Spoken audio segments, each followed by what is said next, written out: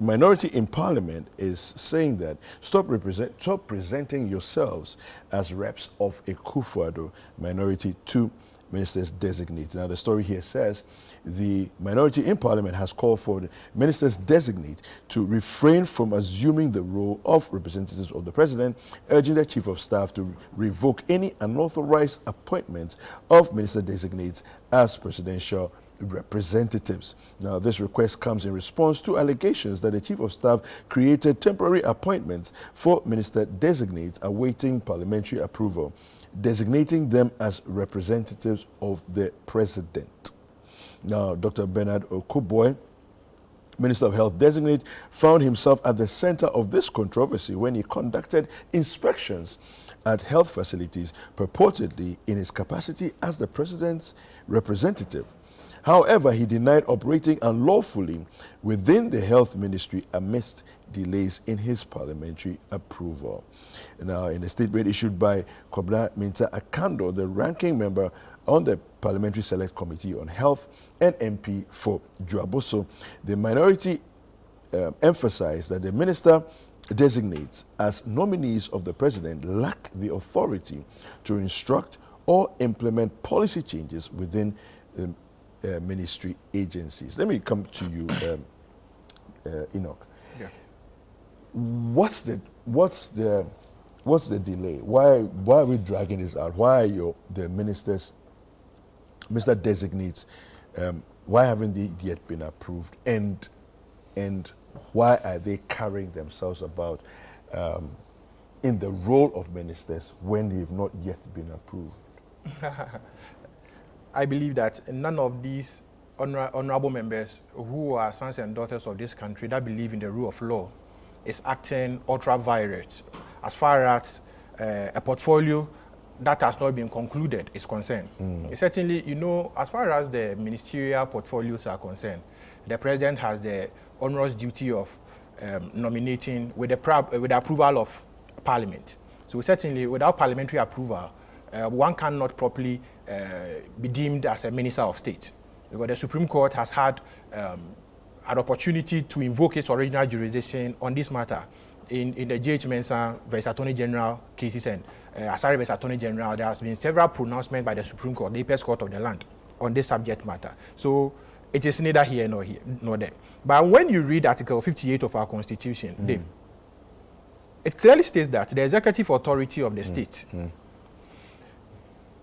is inherent in the president. Yes. And he exercises that by himself, yes, or through adults.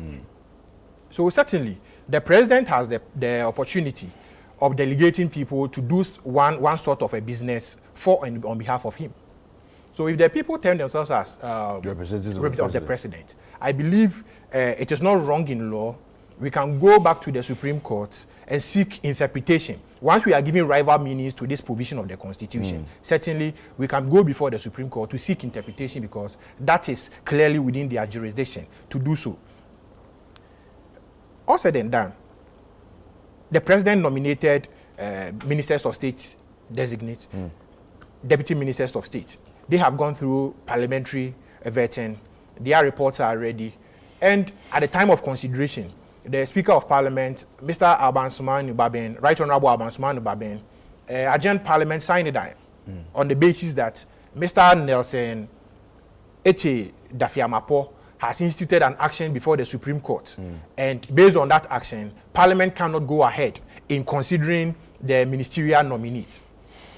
I believe the Attorney General, as the officer in charge or the legal advisor to the state, issued an advice to the executive and to Parliament that certainly that suit does not infringe on Parliament's duty to go ahead as far as the consideration of that subject matter was concerned. But Chris, as you said, we will get there to the matter of LGBT and those things. It relates to the same, that one Richard Sky also sued the Attorney General and Parliament, praying for an interlocutory injunction on the transmission of the Human Sexual Rights Proper Values Bill to the presidency for the president to signal his assent to the bill or not. Because there has been a suit at the instance of this bill, and an interlocutory application has been made for an injunction, praying before the Supreme Court to grant an injunction to restrain Parliament from transmitting this bill to the presidency, it operates as an injunction. So the president, through his executive secretary, notified Parliament that this is what we have received, this is what the Attorney General has informed the executive. So Parliament should also stay awake as far as that those issues are concerned. And certainly, because Daffy Amapo also made an instant suit, I believe it became like a power brawl between the executive and the legislature. So certainly they failed to consider this ministerial nominees, of which the instant standoff. There was a standoff, and of which the instant suit did not even affect the performance. They did not affect this because the instant suit of Daffy Amapo was praying against the reshuffled ministers, that the communication that was issued to Parliament suggests otherwise, per his interpretation. And not even those who have gone before Parliament, for Parliament to vet them, for Parliament to recommend them, and those regard. So certainly we are praying that Parliament be reconvened so that the needful Parliament will do their normal business of considering the reports from the Appointment Committee of Parliament, whether they are approving of the ministerial and deputy ministerial nominees or they are rejecting them. Similarly, once they have been designated as president's representative or the representative of the president in doing one business or the other, they are not acting as ministers of state. All right, thank you. The point should be made forcefully. They are not acting as president, as ministers of state or deputy ministers of state. Thank you. Chris, Mr. Sechi, take the last bite on this. You see, let me just 1 minute of my time to rebut on certain unfounded allegations. We don't have much time left. Yeah, no, don't worry, that's of my time. Okay. You see, he made mention that, he made unfounded allegation about myself, the former president, and NDC. And it's important I correct it, that everybody bribe EC officials during an election. That is a blatant lie. It's not true and it can be true. We are not like that. President Mama is a decent politician.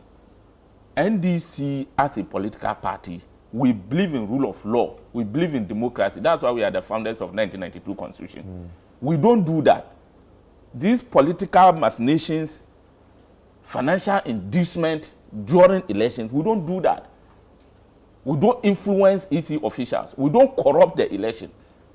So what he said is true and it cannot be true. But I am sad that George has worn my own regional traditional wear, traditional dress, smock, to come and sit here looking through cameras. Enoch, you mean Enoch? Yeah, Enoch. Has worn my regional tradition, our traditional dress, more. To sit here this morning, look through cameras, to defend this shameful act of an MP. Instead of him to condemn it, he's looking through cameras, defending it, it's his making unfounded allegations that some opinions... From where he sits, this is how he feels, and that is bad. We are here to educate. It is not about opinion. Let's give opinions that educate people. Incidentally, Hobson Addo has said that the Ghana police should arrest and prosecute Kingsley Nyako. Exactly. What he did is shameful. Anybody who is making an attempt to defend this thing is defending corruption, which is usual of them. And you see... You have 30 seconds. He said, the MPs are not parading themselves as, ministers. If they are not parading themselves, what are they doing? Find a proper word to tell us. Somebody who have gone for, vetting, you've not been approved. But they said they are the president's reps. In which way? Anybody can be a president rep. Yes, and so they are functioning as president's reps. You see, this kind of, cock and bull stories must stop. Yeah. They lie too much. They must get serious. Governance is not for lies. Governance is for transparency. All right. They are government reps, so any MPP man can go around and say, I'm a president rep. Is that what they are telling us?